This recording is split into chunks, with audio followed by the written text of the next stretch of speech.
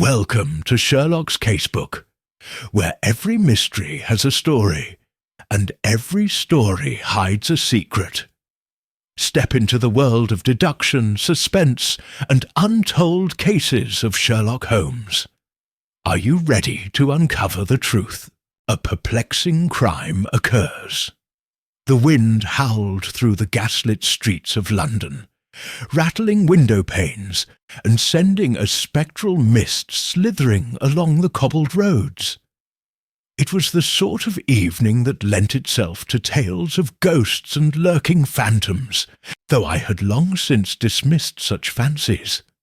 Yet, as I sat before the fire in our rooms at 221B Baker Street, listening to the distant tolling of midnight, I could not deny the peculiar unease creeping over me. Holmes, as ever, remained unperturbed, reclined in his armchair, a fine wisp of smoke curling from his pipe. He regarded me with a glint of amusement. "You appear troubled, Watson. Dare I say you have allowed superstition to take hold?" "Nonsense," I replied, though my own tone betrayed me. "It is merely the weather. The wind plays tricks on the ears." A sudden knock at the door interrupted our exchange.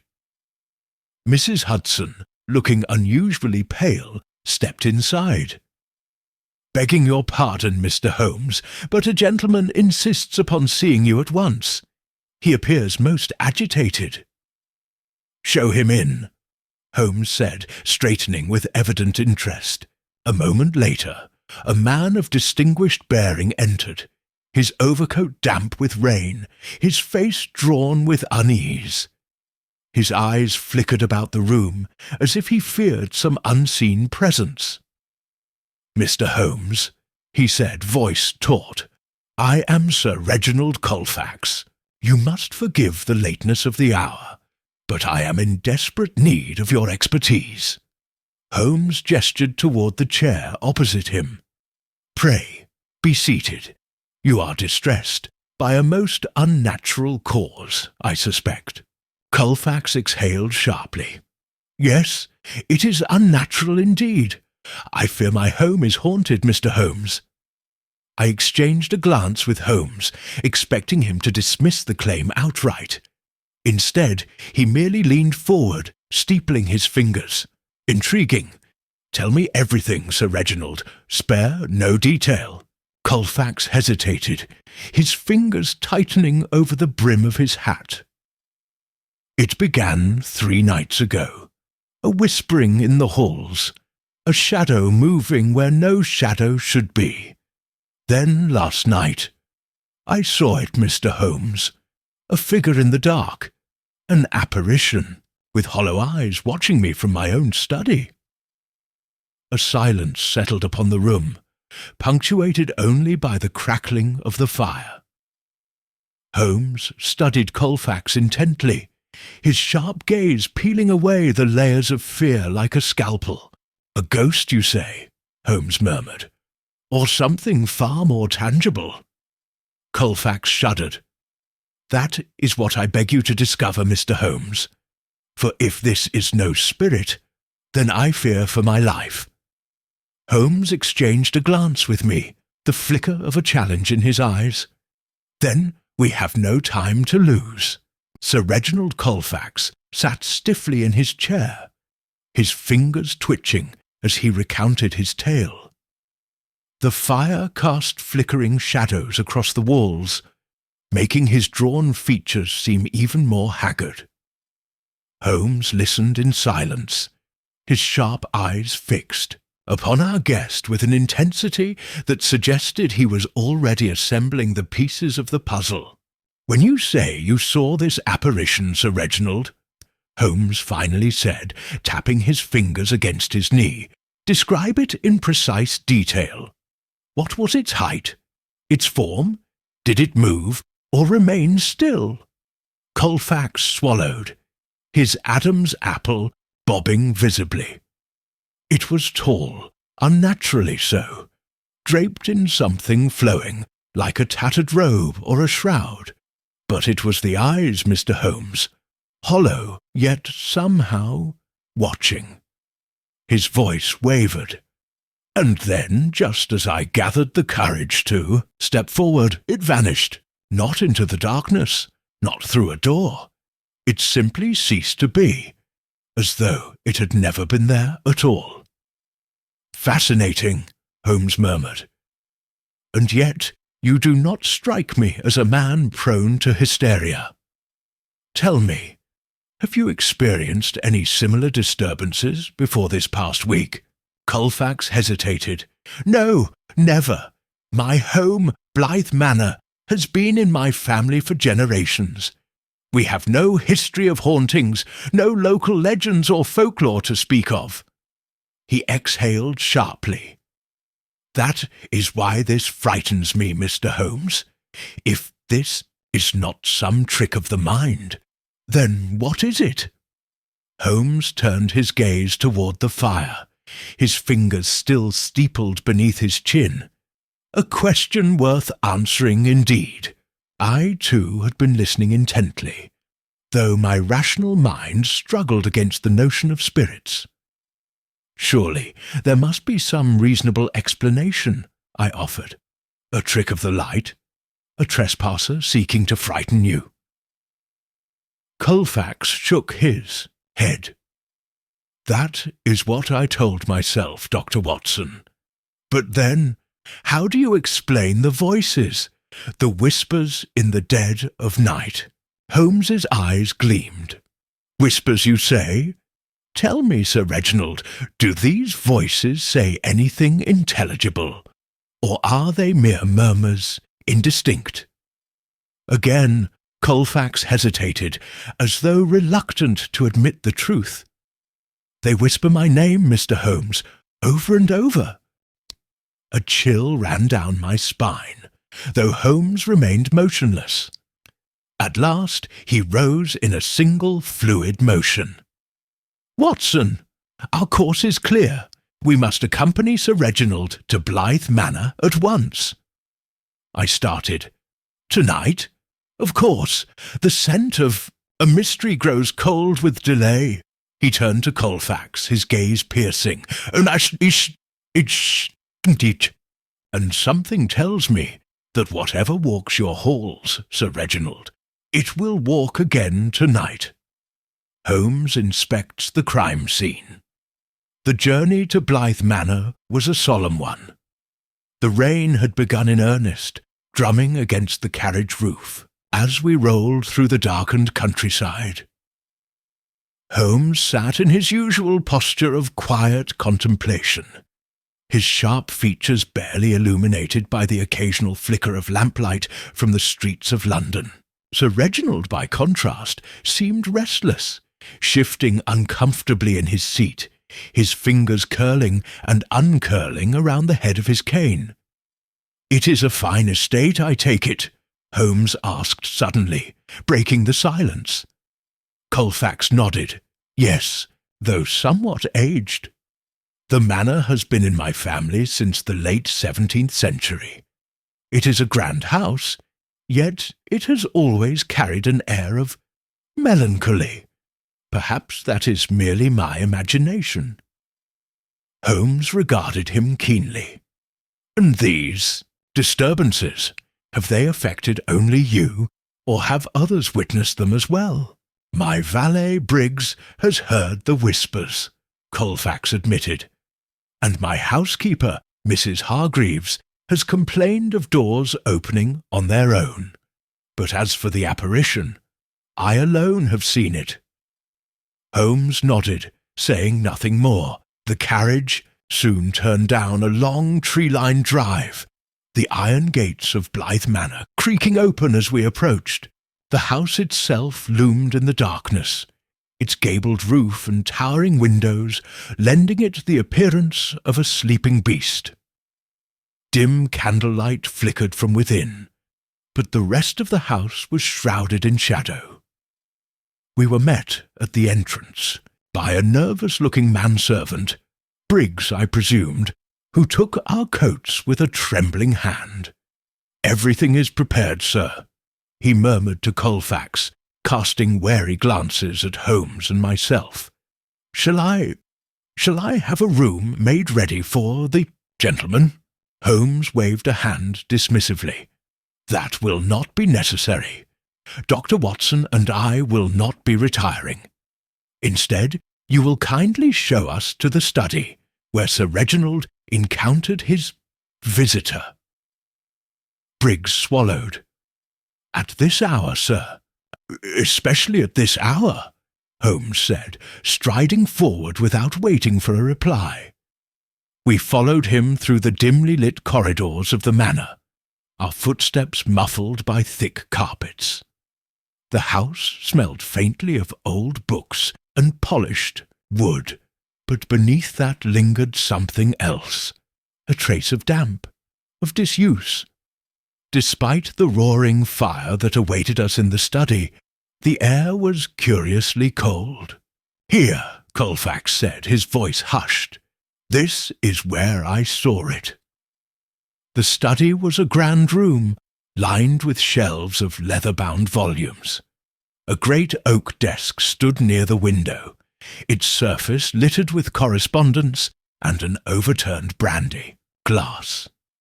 Heavy curtains framed the tall windows, which overlooked the sprawling grounds beyond.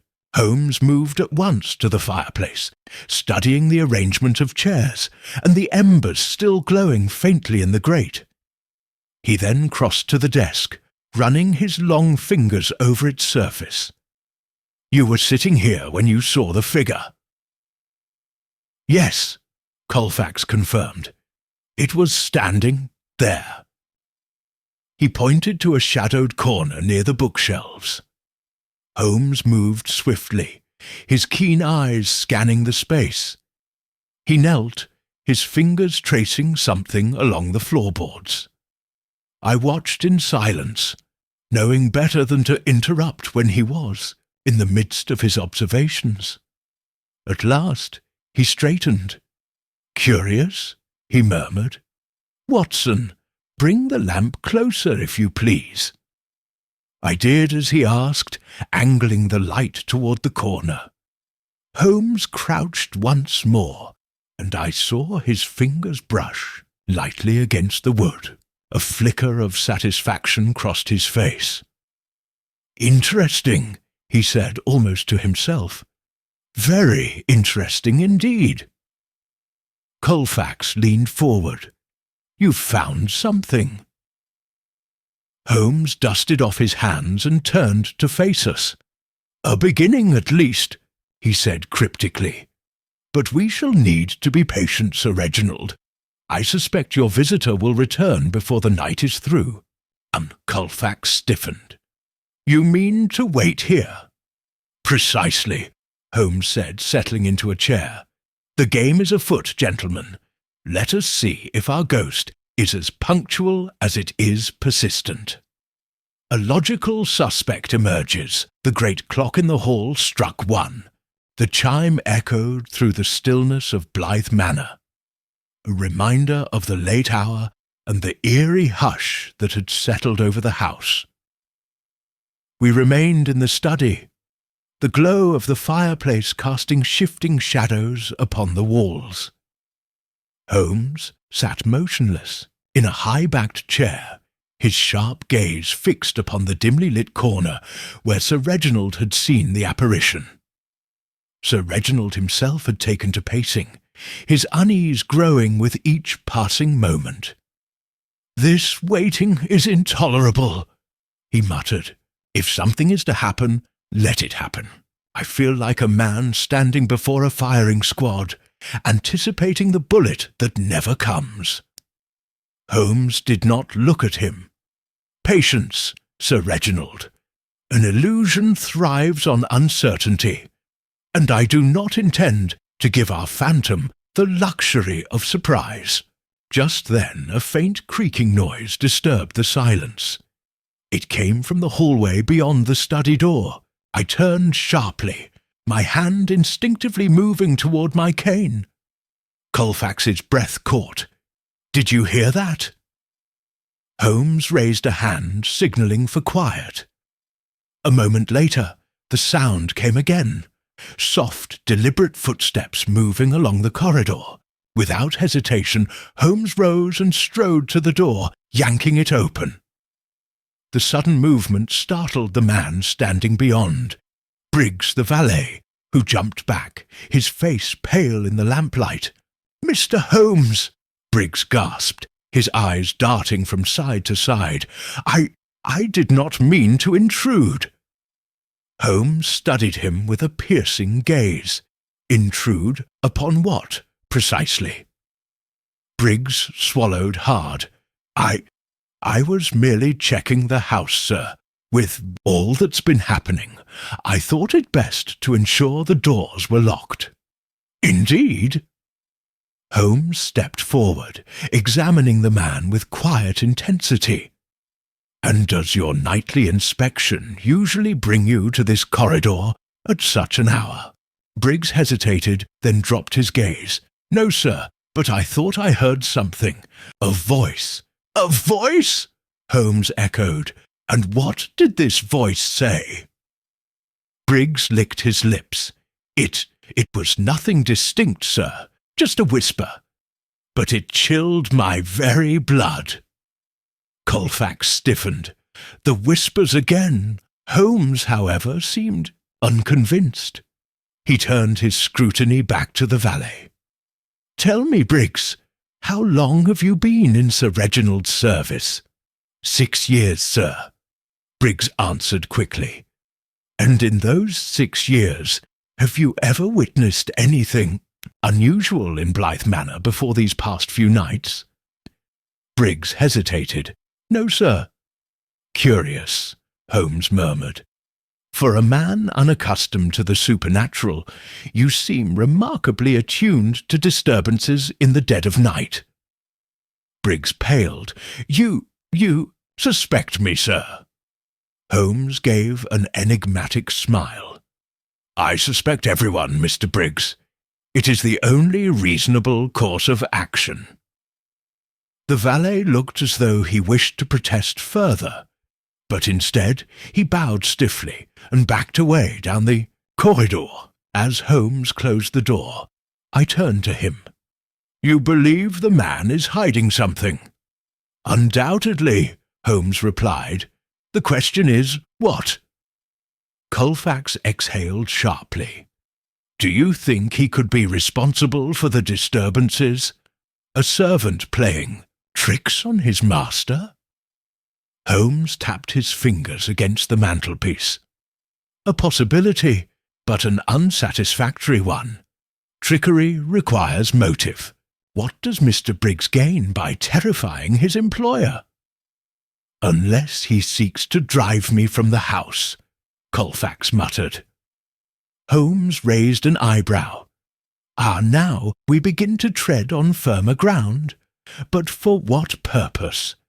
That, Sir Reginald, remains to be seen." As he spoke, another sound reached us.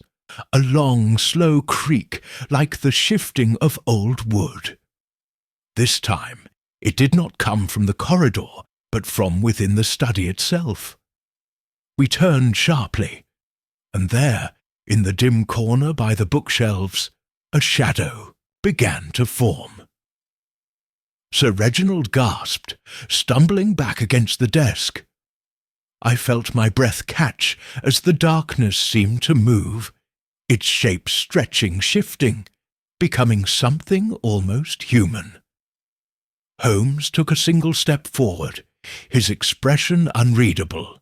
"Ah," he murmured, "right on time." Holmes finds a hidden inconsistency. For a moment, none of us moved. The shadow loomed in the corner of the study, its form wavering like mist caught in an unseen current. The air grew thick, oppressive, as if the very walls of Blythe Manor were holding their breath. Sir Reginald clutched the edge of his desk, his knuckles white. "Good Lord," he whispered. I too felt a deep unease, though my rational mind urged me to seek a logical explanation. Holmes, however, was unmoved. With the same quiet deliberation that he applied to every puzzle, he stepped forward, his keen eyes narrowing. "Fascinating," he murmured, "but not, I think, quite as it seems." He reached into his pocket and withdrew a small silver case. With a flick of his fingers, he produced a thin sheet of glass, the sort of magnifying lens he often used in his examinations. Holding it before him, he observed the shifting figure. Then, to my astonishment, he turned slightly, adjusting the angle of the firelight with his other hand. The shadow wavered, and then, quite suddenly, it split. A second shape, fainter but identical, appeared upon the polished wood of the bookshelf. It was a reflection. Holmes exhaled softly. "Ah, as I suspected." Sir Reginald turned to him in confusion. "What do you mean?" Holmes gestured towards the bookshelves. "You see the shadow before you, Sir Reginald, but consider the second one, there, upon the wood. It moves in unison with the first." He turned sharply. "Watson, bring the lamp closer." I obeyed, angling the light toward the shelves. As I did, the shadow wavered once more, then abruptly vanished. A beat of silence passed. Holmes straightened, brushing dust from his coat. "A simple trick of light and positioning," he declared. "Nothing more." Colfax, still pale, shook his head. "But I saw it," he protested. "It was not merely a shadow before, it was watching me." Holmes nodded. "Yes, I do not doubt that you perceived it as such. Fear is a powerful thing, Sir Reginald, but I would wager that the effect was engineered." "Engineered?" I echoed. Holmes turned his gaze toward the bookshelves. "There is a hidden mechanism at work here, Watson. I suspect that within these shelves lies a concealed panel, one that allows the projection of a shape when the light strikes at the correct angle. The human mind, particularly when primed by fear, will see what it expects to see." Colfax still looked uncertain. "But who would go to such lengths?" Holmes smiled slightly. "An excellent question, and one I intend to answer." He ran his fingers along the edges of the bookshelves, pressing lightly against the carved wood. Then, with a soft click, a portion of the panel gave way. I leaned in, my pulse quickening. Behind the shelf, barely visible in the dim light, was a hollow compartment, and within it, nestled carefully between the wooden beams, was a small angled mirror. "A clever device," Holmes mused. "When placed correctly, it catches the flickering firelight and distorts the reflection of any moving figure within the room. To an unsuspecting observer, it would appear as though a shadowy form had materialized from thin air." Colfax stared at the hidden mirror in horror. "Then, this haunting, it has been a ruse all along." "It would appear so," Holmes confirmed. He turned back to the panel, his fingers brushing along the interior. A moment later, he retrieved something else, a small fragment of cloth, caught upon a splinter of wood. Holding it up to the light, we saw that it was black, the edges frayed as though it had been torn in haste. "A clue," Holmes murmured, "and not an insignificant one." I frowned. But why go to such elaborate measures? What purpose does this deception serve? Holmes did not immediately answer. Instead, he pocketed the cloth fragment and turned back to Sir Reginald. "Tell me," he said, "who among your household stands to gain the most should you decide to flee this house in terror?" Colfax hesitated. I had not considered that." "Consider it now," Holmes pressed. "Think carefully, Sir Reginald. The answer may be closer than you imagine." A shadow of realization crossed Colfax's face. He opened his mouth, then stopped himself. "No," he said, shaking his head. "It cannot be." Holmes merely smiled. "Ah, that is precisely what I wished to hear." Before Colfax could protest further, a sudden thud echoed through the corridor outside. A heavy, deliberate sound, one that sent a shiver down my spine. Holmes turned sharply toward the door. "Gentlemen," he said, his voice low and measured, "I believe our phantom is on the move. A second crime or revelation intensifies the mystery." The heavy thud echoed ominously through the corridor, sending a chill down my spine. Colfax stiffened, his already pallid face turning a shade lighter. Holmes, ever composed, turned toward the door with an alert, almost expectant expression. "Stay here," he instructed sharply, striding forward. I followed at his heels, my instincts urging me to keep close. As Holmes flung open the study door, we were met with a sight that made even my steady hands tremble.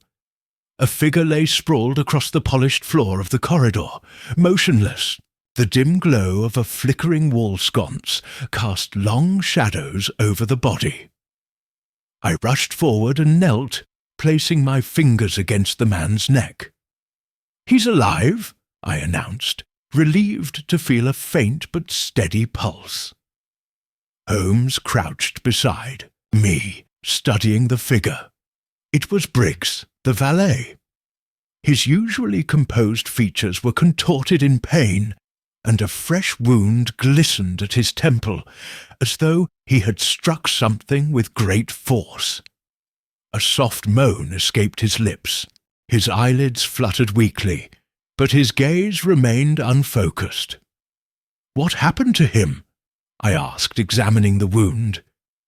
It was not deep, but it had bled enough to leave a dark stain upon the floor beneath his head.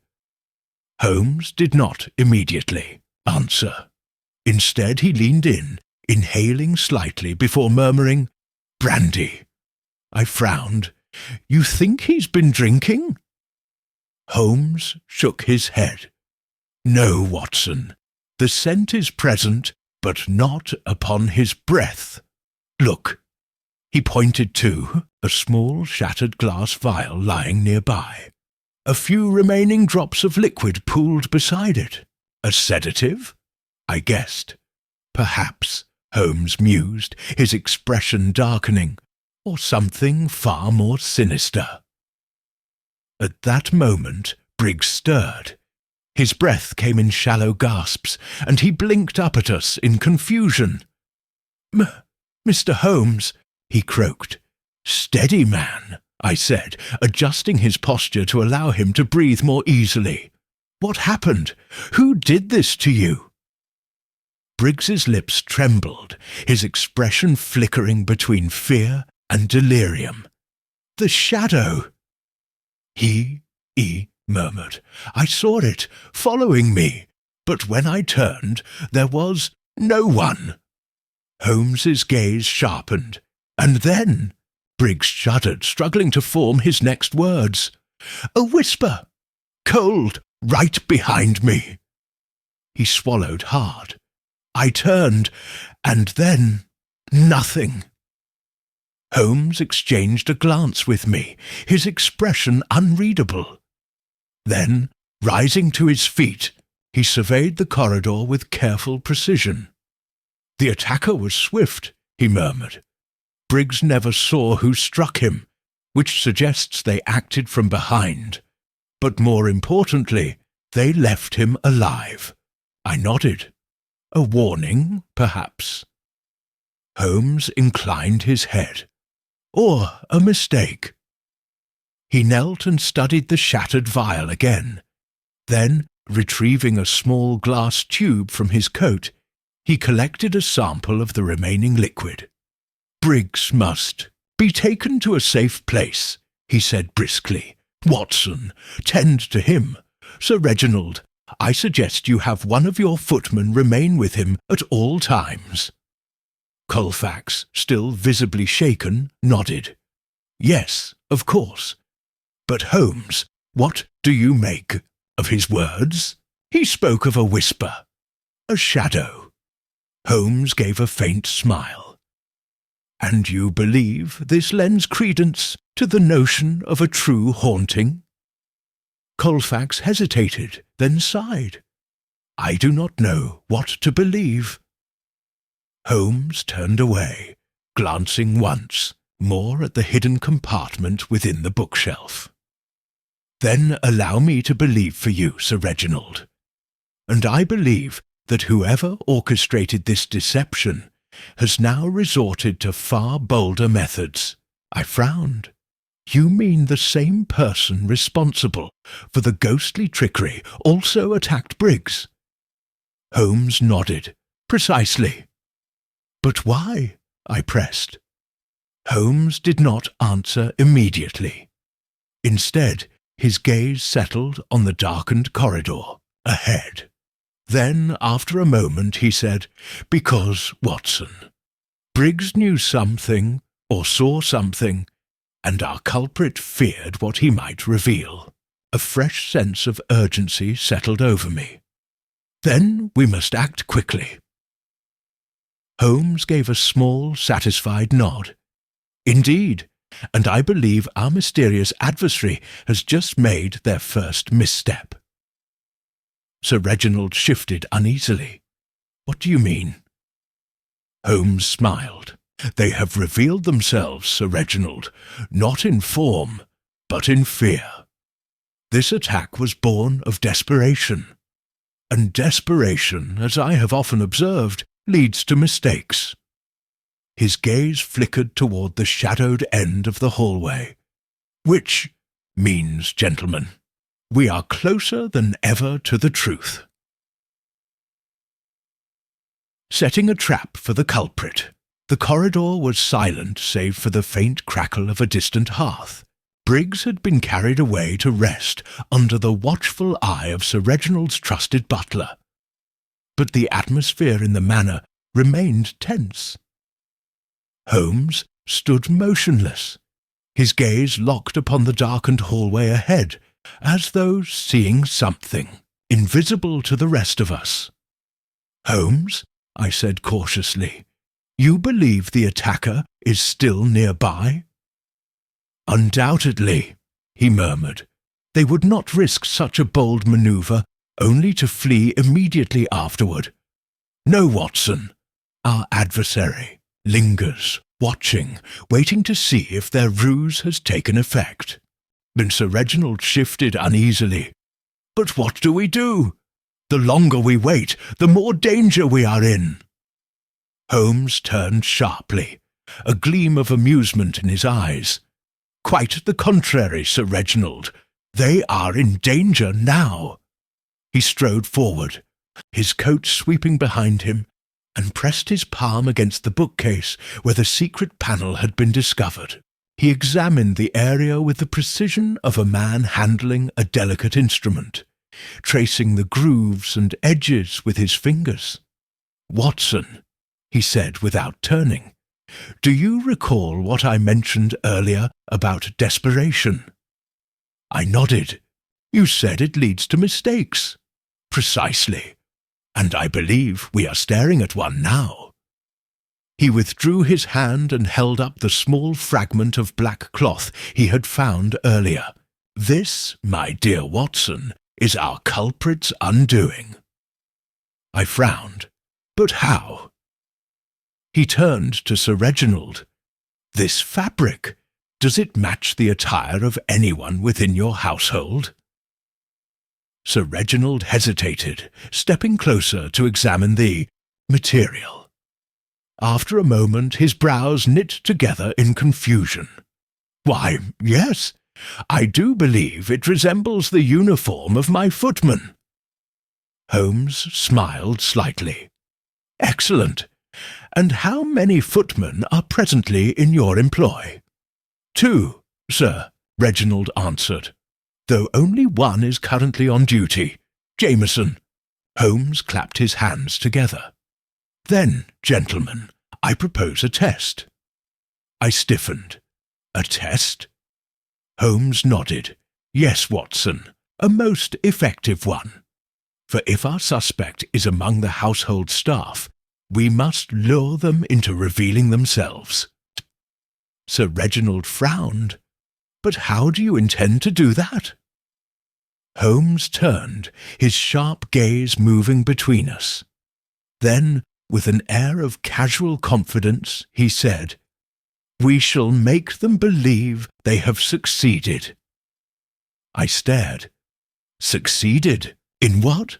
In frightening you, my dear Watson, and more importantly, frightening Sir Reginald. Sir Reginald paled. You mean to say— Holmes waved a hand dismissively. Yes, yes, you must act the part. Express horror, uncertainty, perhaps even declare your intention to leave the house entirely. Sir Reginald hesitated, clearly unaccustomed to deception, but he nodded. And then Holmes smiled. Then we wait. I exhaled slowly. You believe the true culprit will expose themselves? Holmes clasped his hands behind his back. They will have no choice, Watson. If they believe their ploy has worked, they will feel emboldened, and in their moment of triumph, they will slip. They always slip. Sir Reginald rubbed his temples. Very well, Mr. Holmes. I shall play my part. I only hope this works. Holmes gave a reassuring nod. It shall. But before we proceed, I must make one final examination. Without another word, he turned and strode down the corridor, disappearing into the darkness beyond. I called after him, Holmes, where are you going? His voice drifted back, to us cool and assured. To confirm a suspicion, Watson, and to set the stage for our final act. Holmes's plan unfolds. Holmes disappeared into the darkness of the corridor, his swift but silent steps swallowed by the vastness of the manor. I exchanged a wary glance with Sir Reginald, whose countenance bore the weight of his growing anxiety. I do not envy the mind of that man, Sir Reginald muttered. He sees shadows where others see only empty rooms. I offered a small, knowing smile. Well, that is precisely why he succeeds where others fail. A tense half-hour passed, during which Holmes did not return. Sir Reginald and I followed his instructions, speaking loudly in the drawing-room about the supposed haunting, expressing manufactured fear and doubt. I cannot remain in this house another night, Sir Reginald declared, playing his role well. I shall take my leave in the morning, perhaps even sooner. I sighed and shook my head. Perhaps Holmes was wrong. Perhaps there is something unnatural at work here after all. The words felt strange upon my lips, knowing full well the truth was otherwise, but they were not meant for us. They were meant for the unseen listener.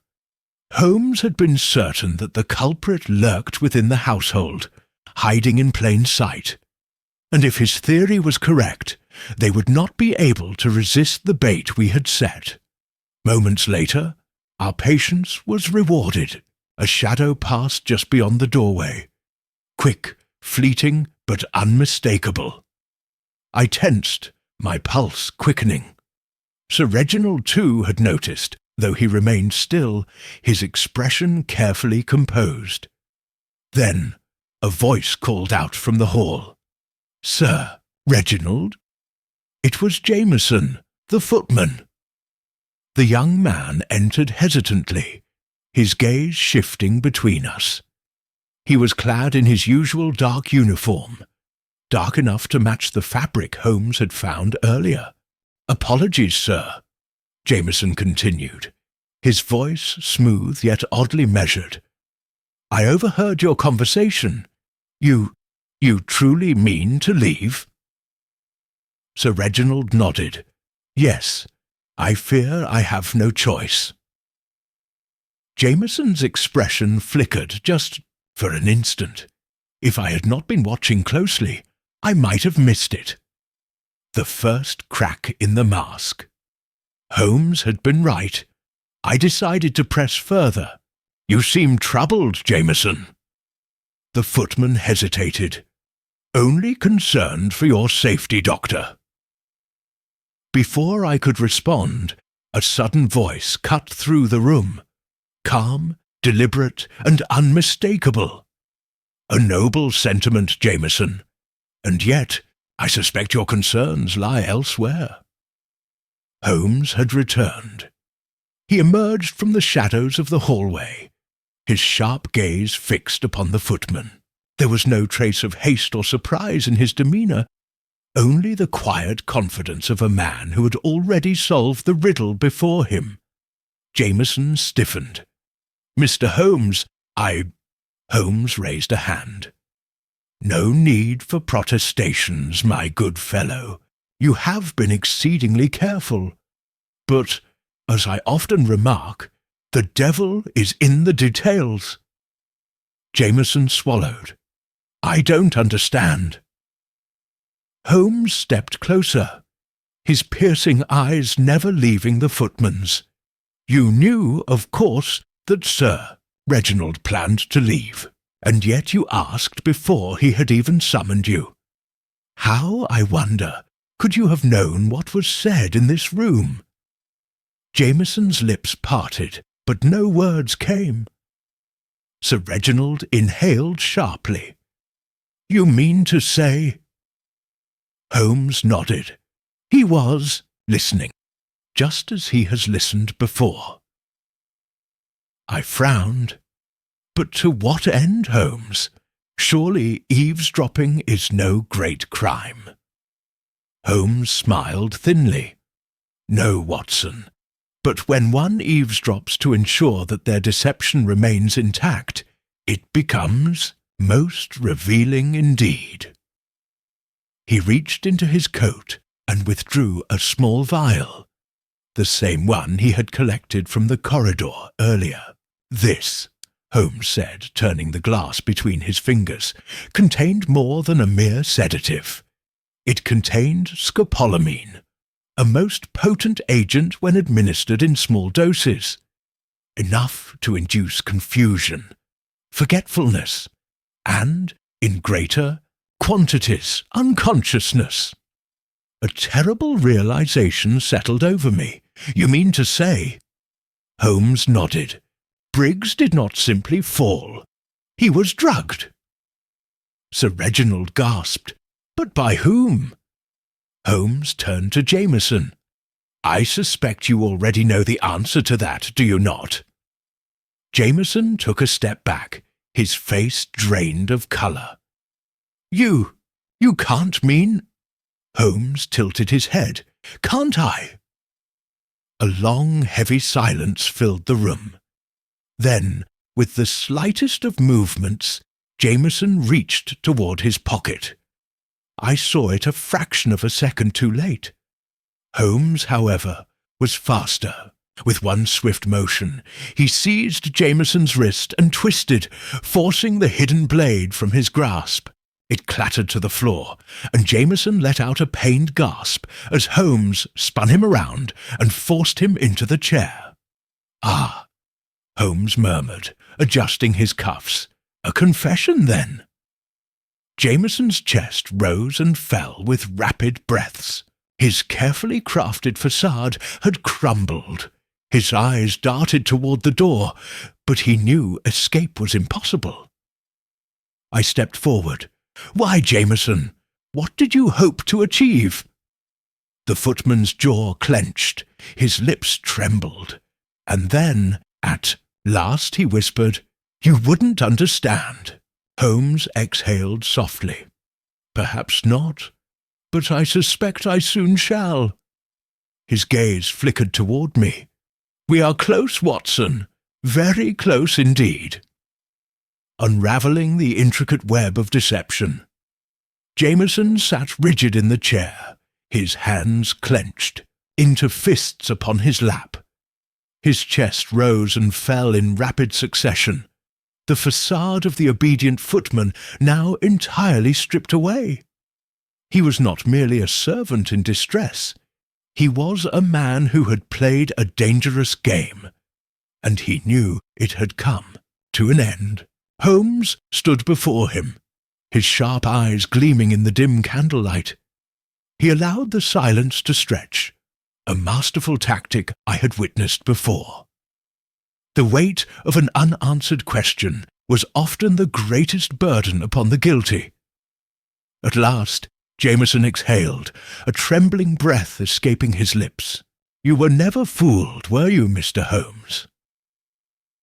Holmes smiled faintly. "You flatter me, Jameson. There were moments when your performance was quite convincing." He tapped a finger against his temple. "But then the truth has a most curious way of revealing itself, especially when it collides with the impossible." Sir Reginald, still pale with shock, took a step forward. "I demand answers, Holmes. What in heaven's name is happening in my home?" Holmes turned to him with a nod. "Indeed, Sir Reginald, I believe the time for clarity has arrived." He gestured toward Jameson. "We have here a man who, until tonight, played his role with remarkable precision. But his one mistake was in underestimating the meticulous nature of his own scheme." I frowned. "You speak in riddles, Holmes. What scheme?" Holmes turned his piercing gaze upon the footman. "Shall I recount it, or would you care to do so yourself, Jameson?" Jameson's lips pressed into a thin line.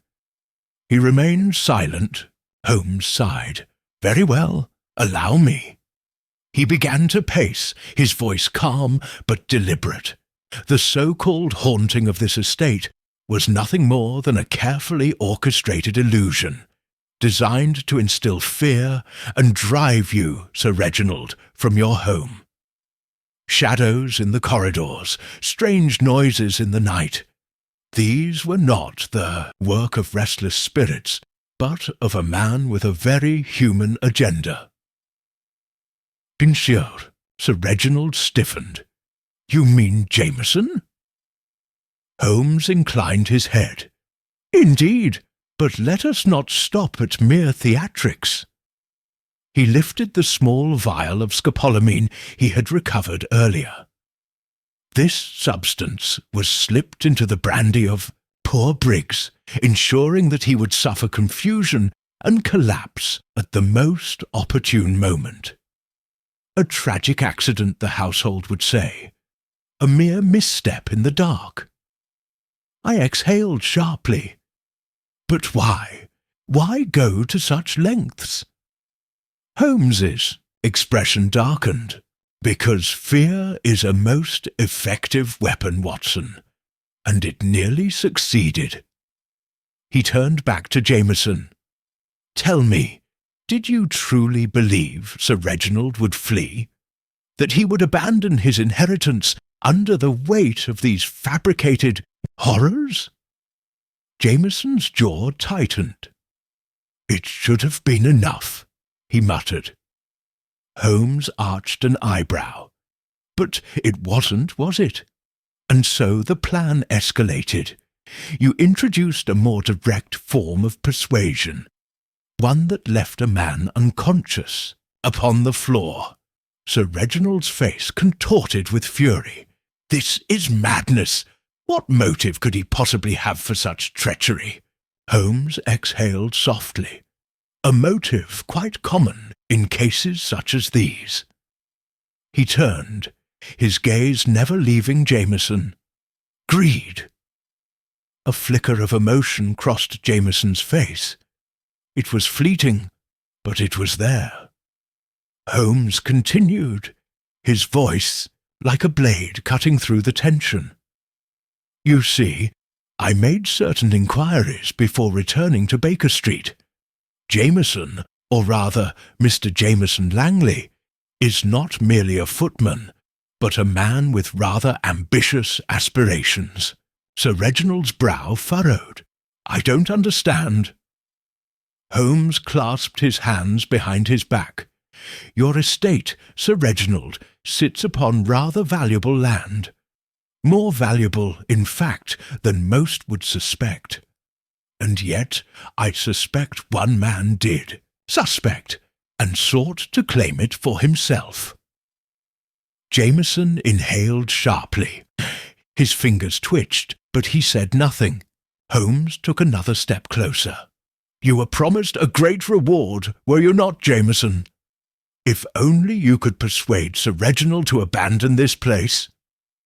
Sir Reginald's face darkened. Who put him up to this? Holmes studied Jameson carefully. That, I believe, is the final missing piece. But I suspect our friend here will be more inclined to provide that answer, now that he has no other cards to play. The room fell into silence. Jameson sat still, his breathing uneven. For a moment I wondered if he would remain defiant. But then, at last, his shoulders sagged. In a hoarse whisper he said, You're right. Sir Reginald's hand curled into a fist. Who paid you? Jameson closed his eyes. When he spoke, his voice was barely audible. A man named Harrington, Elias Harrington. Holmes nodded, as though he had expected the name. Ah, the landowner who has, for the past year, been attempting to expand his holdings. Jameson swallowed hard. He said, if I could make you leave, Sir Reginald, he would see to it that I was well compensated.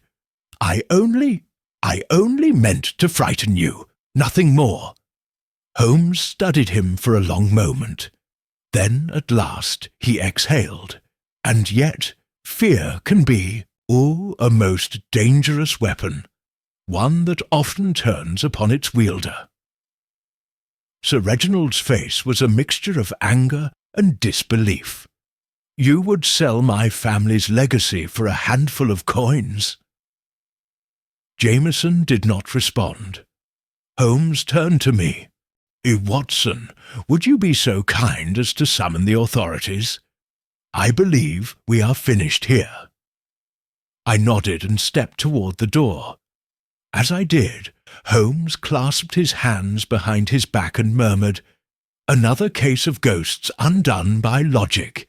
Watson, one might almost call it predictable. I managed a small chuckle. And yet, Holmes, it never ceases to astound. Holmes smiled faintly. Nor should it, my friend. Nor should it. The ghosts that never were. The wind howled through the streets of London as Holmes and I returned to Baker Street. In the caillou, gas lamps flickered in the thick evening mist, their dim glow barely cutting through the fog that clung to the cobblestones like a living thing. It had been a long night, and though the case had reached its conclusion, my mind still swirled with the events that had transpired. Jameson had been taken into custody, his confession spilling forth the moment the authorities arrived. Elias Harrington, the true mastermind behind the elaborate deception, would soon face justice as well. I sank into my chair by the fire, stretching my legs with a weary sigh. And so ends another of your remarkable cases, Holmes. A haunting without ghosts, a crime built upon fear. Holmes, standing at the mantelpiece, struck a match and lit his pipe. He exhaled a slow stream of smoke. his sharp features cast in shadow. "Indeed, Watson, the supernatural rarely intrudes upon our world, but human nature, that is a force far more persistent, far more dangerous." I nodded. "Still, it is astonishing how deeply fear can grip a man. Sir Reginald, a man of reason and intelligence, was nearly convinced that his home was truly haunted." Holmes smiled faintly. "Ah, but fear, my dear Watson, is a most insidious enemy. It requires no proof, no logic, only the right circumstances. A creaking floorboard in the dead of night, a shadow where none should be, a whisper carried by the wind. In such moments, even the strongest minds may falter." He tapped the ash from his pipe into the hearth. Jameson understood this well. He preyed upon it with meticulous precision, knowing that even the illusion of the supernatural could drive a man from his home. I shook my head. "And yet you saw through it from the very beginning." Holmes's lips curled into the ghost of a smile. "Not at first. I too was intrigued by the seeming impossibility of the affair. But as you well know, Watson, the impossible is merely the unexplained awaiting a rational mind." He moved to his chair and settled into it with a graceful ease. "Consider the nature of the disturbances, always occurring at night, always just beyond clear observation. This, in itself, was suspicious. True hauntings, were they to exist, would have no need for secrecy." I chuckled. "A ghost with a sense of discretion? That does seem rather absurd." "Precisely," Holmes said, his eyes glinting with amusement. "Moreover, every incident served a singular purpose: to frighten, not to harm, not to communicate, but to instill dread. This was not the chaotic presence of a restless spirit. It was a calculated manipulation." I exhaled deeply, letting my head rest against the back of the chair. "And yet, despite your certainty, I imagine the case still held some enjoyment for you." Holmes steepled his fingers, his gaze distant. "Every case holds its own intrigue, Watson, but there is a particular satisfaction in dismantling deception, especially when it is crafted so carefully." For a moment the room fell into silence, the crackling of the fire the only sound between us. I found myself watching Holmes as he sat in quiet contemplation, his mind no doubt already reaching toward the next puzzle, the next enigma that would demand his attention. Finally he stirred, his voice low but firm. "It is a curious thing, Watson. People wish to believe in the extraordinary, in ghosts and spectres, in things beyond our understanding, and yet, time and again, the truth remains far simpler, though no less sinister." I smiled. "Perhaps that is why your work will never end, Holmes. So long as there are mysteries, there will be those who seek the truth." Holmes exhaled a thin wisp of smoke and regarded me with something akin to amusement. "And so long as there is truth to be found, my dear Watson, I shall endeavour to uncover it." With that he reached for his violin, drawing the bow across the strings in a slow, deliberate motion. The haunting melody filled the room, a fitting coda to the night's revelations. And so, with the shadows of Baker Street stretching long into the evening, another case was laid to rest. The ghosts, as always, had been nothing more than the workings of men,